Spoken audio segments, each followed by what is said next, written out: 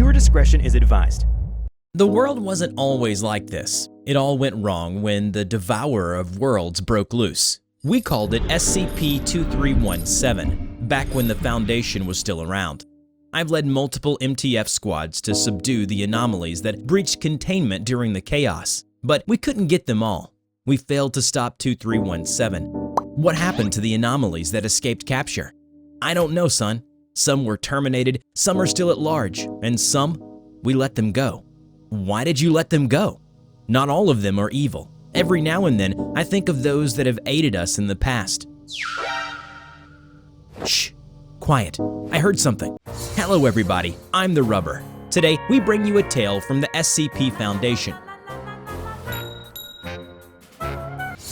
Dylan opened his mouth again to speak, but was interrupted by the sound of screaming from outside the door. His eyes widened and he rushed to the door, pressing his ear to the cold wood. Gary stood up from his chair to follow his father. Dylan pressed his finger to his lips, signaling his son to stop talking. He was pale, and already droplets of sweat were running down his face, despite the fact that it was still in the middle of winter. Dylan drawn the axe at his hip. Slowly, he opened the door, holding the axe in his left hand. "Stay here," he gestured towards Gary, and closed the door behind him. Under the moonlight, Dylan saw a silhouette of a creature hunched over a dead man. It had long, gangly arms and a vaguely humanoid head. Have I seen this before? Doesn't matter, must keep Gary safe, Dylan thought, getting ready to take the creature by surprise. He emerged, getting ready to sprint and quickly take the creature down. He gripped the handle of the axe tightly, grasping it with both hands. Dylan stood up and started running towards it. His feet lightly pit-pattered on the ground, barely making any noise. When he got closer to the creature, its tiny, human-like ears perked up, but it was already too late. Dylan raised the axe, neatly severing the creature's neck in half. Blood spurted in all directions from the creature's decapitated stump as it fell down on the dead man's body. Dylan inspected the dead creature and recognized its ghastly eyes and its gaping mouth full of bloodied teeth. He heard movements within the woods in front of him. He ran back to his cabin, knocking hurriedly. "We gotta go." "Why? What's wrong?" "It's not safe here anymore. Pack up your things now. We're leaving soon." Suddenly, they heard a crash come from the back of the cabin. Dylan pulled his son towards him and got to cover behind a table. They could hear the intruder was making a mess of the kitchen. They took a peek and Dylan noticed that it was the creature he killed earlier. He handed the axe over to Gary. "Take this. Now follow me and watch your steps." They tiptoed their way out into the night, where several more of the creatures were stalking around. One of them noticed the father and son as they exited the cabin and let out an eerily human-like screech which attracted the attention of the rest. "Damn it! Run, Gary! Run!" Ah! One of the creatures broke through the door and pinned Dylan to the ground. Another one rushed in and bit into Dylan's face, eliciting another painful scream from him. Despite being trained by his father in the arts of fighting and survival, in this frozen wasteland, Gary was terrified like never before. His mind surrendered control to his body and he ran straight into the woods. He heard stomping on the ground behind him, and he knew that the creatures were giving chase. But he was too terrified to cry, too terrified to look back, too terrified to do anything but run. One mistake was all it took to die in this barren land. A simple misstep, and his father made enough noise to attract the attention of the creatures. They descended upon him like mad dogs hungry for the meal, and tore him to shreds. Soon enough, Gary arrived at what appeared to be an abandoned cabin in a clearing deep within the woods. He pushed open the door and slammed it shut behind him. He slid down with his back against the door, hugging his father's axe, a remnant of his MTF's days. "Damn it, Father! Damn it!" The surrounding area was oddly barren and utterly devoid of vegetation. Then he finally realized that sitting in front of him was a frail-looking man. "I see they have found new prey to hunt. Who are you?" "My name is unimportant. There are more pressing matters at hand. Speaking of which, The man was interrupted by another one of those creatures that had busted through the decayed cabin wall. The creature pinned the man down, chomping him and tearing through his flesh relentlessly. Suddenly, its body convulsed as bite marks manifested on its neck and flesh torn from its skin. The man, however, appeared unharmed. "What? How did you?" "I simply can't be hurt." No doubt you have 1,000 questions in your mind right now, but we don't have time for that. They're coming. Terror overcame Gary as he spotted more of the creatures skulking around the cabin outside. They stood up and rose to their full 10-foot height. Then, in synchronization, they screamed. The scream deafened Gary for good, stunning him and sending him to the ground. He could feel blood rushing down his ears. "This is no time to be afraid, boy. You must fight." I can't. My father's gone. I'm gonna die." Fear is the mind killer, boy.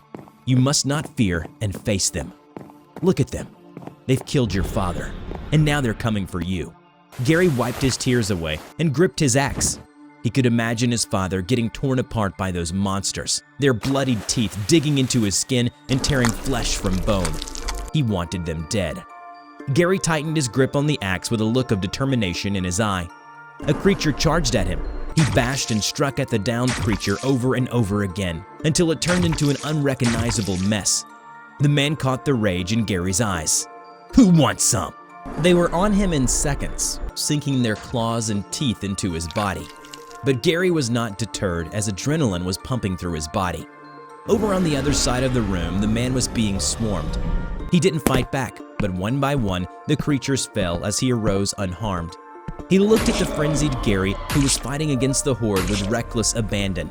If this is human nature, I wonder, are you truly more human than me, Brother Abel? Gary swung his axe against the horde, but soon his energy diminished and he struggled to hold his footing. His axe could barely hold them off as they became increasingly aggressive. Yet despite Gary's failing poise, the man could see that his rage was still burning inside him. His stares began to take on the look of a beast, ready to give itself to the wild side, abandoning humanity. No, I will not allow it. Not again. One of the creatures managed to sneak up behind Gary and lunged at him, but the man managed to rush forward, took the attack upon himself, which repelled the creature. That's enough. Stay back and follow my lead. But Gary ignored him and rushed forward for an attack. The man suddenly yanked him back and protected him from the creature's ambush. Do you want to die? You think your father would like that? What you're doing now is suicide. Why did you stop me? I need to kill, like you said. No, you're becoming a vengeful demon just like my brother, and I will not let you. The creatures slowly gathered around and surrounded them. Keep them in your view and stay behind me. When any of them jumps at me, you take the chance to cut them down. That way we can dispatch of them faster, then they can finish you off. They slowly maneuvered themselves to maintain an advantageous position. One of them lunged and bit the man's shoulder. He held its head as it clawed wildly at him. This one, quick! Gary held up his axe and cut at the creature's neck, almost severing it. Once it's down, Gary regained his footing beside the man. Good. Stay focused. We're not over yet. On your left! The man ducked as Gary swung to fend off the creature. It didn't do any damage, but it gave them more space. They fought side by side each other for the entire night. When the creatures went for the man, Gary would seize the opening to cut them down. When Gary was overwhelmed, the man used his body as a meat shield to distract them, to give Gary more breathing room. As morning came, the sun revealed that the cabin was now painted in blood. They're gone, for now. More will come back.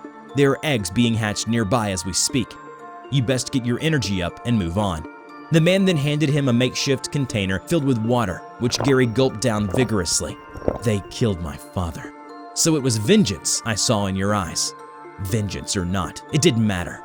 They needed to die. These were monsters. No, your father's gone. There's nothing you can do to bring him back. These creatures don't care about you, me, or your father, or your vengeance. They are just animals looking for the next meal. Fight not for your father, but your survival. What do you know about survival?